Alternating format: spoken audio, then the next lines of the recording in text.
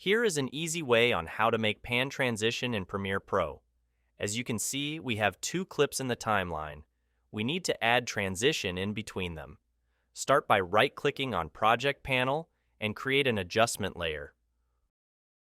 Right-click on Adjustment Layer and click on Speed Duration. Change this value to 8 if you are working on 24 FPS footage. If you are using 60 FPS, then set it around 20. Click OK. Drag the adjustment layer directly above and in the middle of the cut.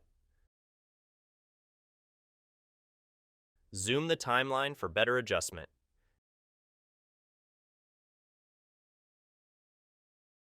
Now go to Effects panel and search for Push in the search bar. Drag the push effect in between your two clips.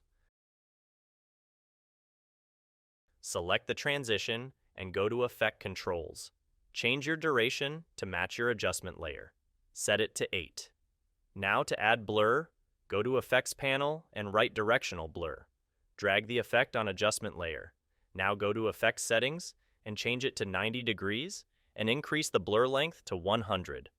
Now check your transition by playing it. Now we have nice looking pan transition. Thank you for watching.